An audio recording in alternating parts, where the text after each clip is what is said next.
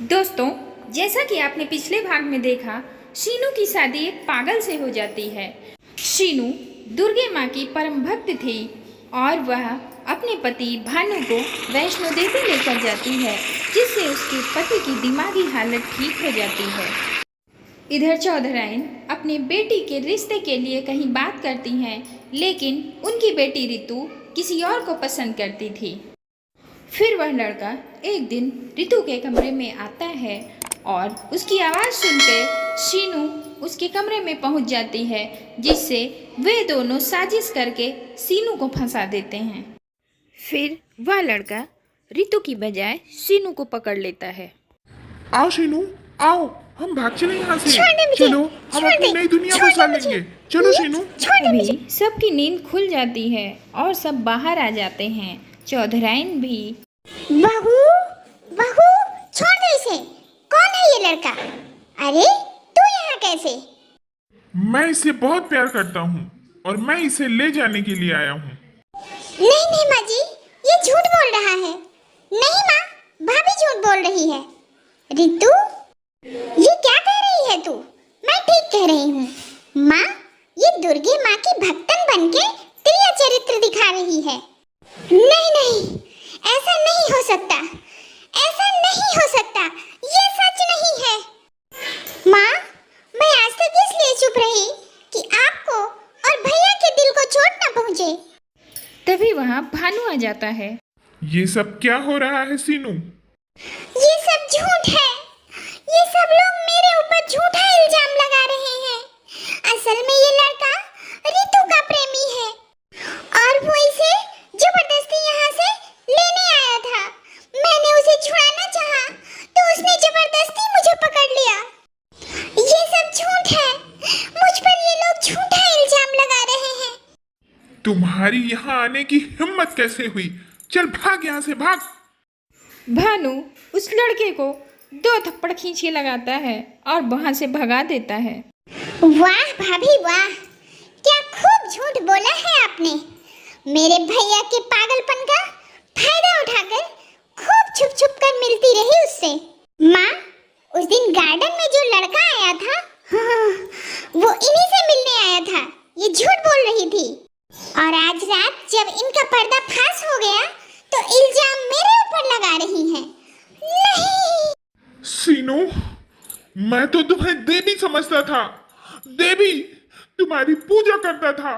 लेकिन तुमने तो हमारे घर की इज्जत को सरेआम नीलाम कर दिया।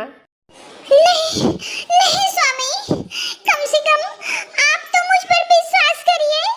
आप ऐसा मत कहिए। तुम्हारी ये सुंदरता, ये भोलापन, ये पवित्रता, ये दुर्गा मैया की पूजा, ये सब एक फरेब था, ढोंग था, एक नाटक था, एक दिखावा था। नहीं, नहीं स्वामी। इससे तो अच्छा यही होता कि मैं पागल ही बना रहता। कम से कम ये दिन तो नहीं देखना पड़ता। नहीं, नहीं स्वामी, मुझ पर विश्वास करिए। अरे कुलच्छनी, कलंकिनी, वर्षों के बाद मेरे लाल के जीवन में खुशियों के दिन आए। क्या वो भी तुझसे देखा नहीं गया? क्या तू फिर से उसे पागल बनाना चाहती है? नहीं माँ जी, नहीं। मेरे खानदान की इज्जत नीलाम करके क्या अब भी तुझको चैन नहीं मिला? जा, चली जा, मेरी नजरों के सामने से दूर हो जा। शीनू उठ के अंदर घर की तरफ जाने लगती है। तभी उसकी सासू माँ उसे रोक देती। अरे अंदर किधर जा रही है कुलच्छनी? शीनू सबको धक्का दे देती है और अपनी दुर्गे माँ की मूर्ति के पास जाकर सर पटक पटक कर रोने लगती है।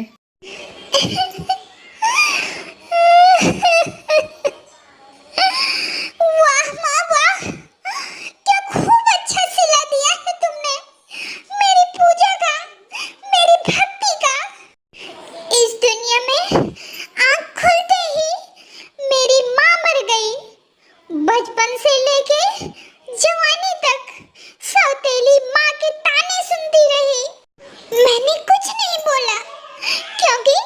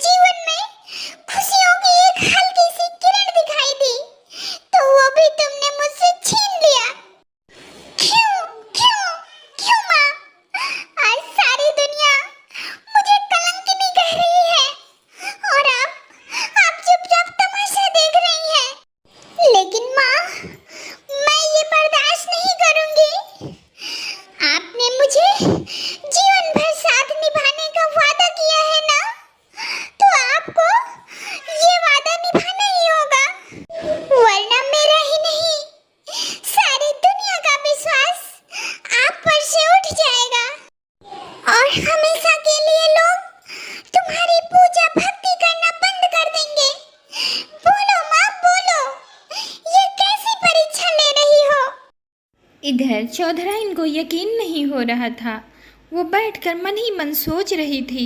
मेरी समझ में नहीं आ रहा कि मेरी देवी जैसी बहू बच्चलन कैसे हो सकती है। उसने मेरे पागल बेटे से शादी करके कितनी मुसीबतें उठाई और मेरे जीवन में खुशियां लाई। मेरी बहू बच्चलन कैसे हो सकती है, कैसे हो सकती है। तभी वहाँ शीनू की ननंद रितु आ जाती है। क्या सोच रही हो माँ? रितु, मेरी समझ में नहीं आ रहा है बेटी कि आखिर सीनू ने ऐसा किया क्यों? इसकी असली वजह क्या है? माँ, मैं कुछ नहीं जानती। मैं किशोर से पहले कभी नहीं मिली। तभी देवी मैया की कृपा से दे थप्पड़ रितु के इतने थप्पड़ पड़ते हैं कि उसका गाल लाल हो जाता है। अरे क्या हो गया? माँ, मुझे कोई मार रहा है। इधर भानु चुपचाप अपने कमरे में बैठा हुआ था। तभी वहाँ सीनू आती है। बहुत सोचते हुए सीनू बोलती है, स्वामी, सीनू, मैं तो कभी ये सोच भी नहीं सकता कि तुम इतनी गिरी हुई हरकत कर सकती हो। नहीं सीनू, इसके पीछे जरूर कोई राज छिपा हुआ है। मुझे बताओ सीनू, किस मजबूरी में तुमने ये सब किया? मुझे बताओ सीनू, मैं तुम्हारा विश्वास करूंगा। भगवान के लिए सच बोलना। मैं जो कह रही हूँ सच कह रही हूँ। किशोर और रितु के प्यार के बारे में मुझे पहले से ही पता था, मगर मैं ये नहीं चाहती थी कि हमारी खानदान की इज्जत पर एक टांका भी लगे। इसलिए मैंने किसी से कुछ नहीं कहा। कल रात वो रितु को यहाँ से जबरदस्ती लेने आया था। उसकी चीख सुनकर मैं नीचे आई तो उसने मुझे ही चक्कर में फंसा लिया। तो माँ जी ने देख लिया और वो समझ बैठी।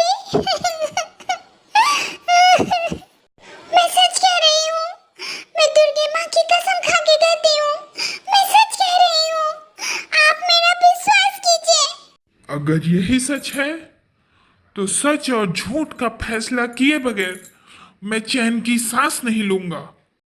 इधर चौधराइन खाना खा रही थी। तभी उनकी बेटी रितु आती है। अरे, घबरा क्यों रही है? आओ बैठो, खाना खाओ। रितु जैसे ही खाने को हाथ लगाती है, उसका खाना कंकड़ और पत्थर में बदल जाता है। माँ, ये देखो, मेरे खाने को क्या हो गया? बेटी, मुझे तो समझ में नहीं आ रहा, ये सब क्या हो रहा है? माँ, उस चुड़ैल ने अब हमारा खाना पीना भी हराम कर दिया है। माँ, अब हमारे पास एक ही रास्ता है। हम भैरवनाथ बाबा के पास चलते हैं। चौधराइन और रितु भैरवनाथ बाबा के पास पहुंच जाते हैं। ओम फट फट स्वाहा। चौधराइन, आप यहाँ? हाँ बाबा, हमारी बहू सीनू ने हमारे घर का सत्यानाश कर दिया है। हाँ बाबा, उसके ऊपर भूत सवार हो गया है। वो पागल हो गई है। उसका पागलपन सिर्फ आप ही दूर कर सकते हो बाबा। अवश्य कर देंगे। और क्या क्या किया है उसने? कैसे बताऊं? मुझे तो कहते हुए भी लाज आ रही है बाबा। और ऊपर से दुर्गे माँ की भक्ति का दिखावा कर रही है और अंदर ही अंदर गुल खिला रही है। कैसे गुल खिला रही है? हमें साफ साफ कहो। क्या उसने त्रिया चरित्र दिखाकर तुम सबको मूर्ख बनाया है? हाँ बाबा, हाँ। और ऐसा लगता है कि उस पर दुर्गे माँ का नहीं, किसी भूत या चुड़ैल का साया पड़ गया है। उसका भूत आप ही उतार सकते हैं बाबा। हाँ, बिल्कुल उतार दूंगा।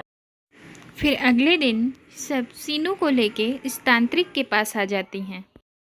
तांत्रिक अपनी पूजा के द्वारा सीनू को बहुत तंग करता है, बहुत परेशान करता है।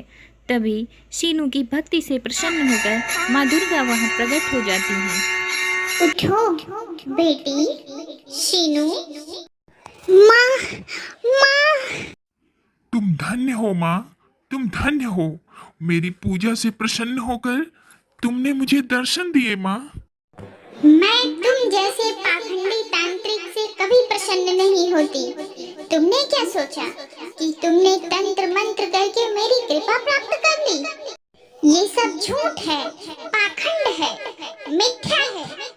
मेरी बेटी शीनू ने मेरी भक्ति करके मेरी कृपा प्राप्त कर ली है। मुझे दुर्गा सप्तशती का पाठ बहुत प्रिय है। जिस घर में इसका पठन किया जाता है वहाँ मैं सदा वास करती हूँ और वो घर हमेशा खुशियों से फला फूला रहता है। बस इतना कहकर दुर्गे माँ वहाँ से अंतर्ध्यान हो जाती हैं। माँ, माँ, बहू, मुझे माफ कर दो बहू। मुझे पता चल गया है तुम सचमुच दुर्गे माँ की बेटी हो। भाभी, मुझे माफ कर दीजिए। इस तरह सब ने मिलकर सीनू से माफ़ी मांगी। सीनू सबको माफ़ कर देती है और हंसी खुशी सब रहने लगते हैं।